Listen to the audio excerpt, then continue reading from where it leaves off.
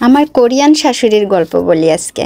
আমি যখন প্রথম রান্না করতে গেলাম রান্নাঘরে, সেটা ছিল কোরিয়ার সি ফুড দিয়ে একটা স্যুপ করা। বাজার থেকে একেবারে প্যাকেট করে কিনে নিয়ে আসা হয়েছে। মানে একটা প্যাকেটের ভিতরে একটা কম্বো থাকে, শামুক মাছ, চিংড়ি মাছ, সবজি, মশলা, সমস্ত কিছু একটা কম্বো থাকে।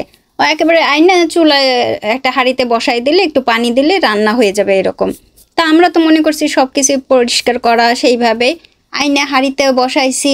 মশলাটা প্রথমে ছিঁড়ে পানিতে দিছি, মানে ওই কাজটাই প্রথমে করে ফেলছি। মশলাটা ছিঁড়ে পানিতে দিছি, দেওয়ার পরে ওই প্যাকেটের ভিতর যত মাছ আছে, শামুক আছে, চিংড়ি মাছ আছে, সমস্ত কিছু সি ফুড একবারই দিয়ে দিছি।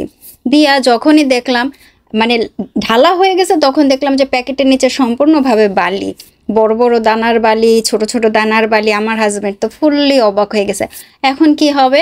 তখন আমি বললাম কি ঠিক আছে, এবার আমি রান্না করবো। আমার শাশুড়ি তো ফুললি অবাক হয়ে গেছে যে কিভাবে কি রান্না করবা।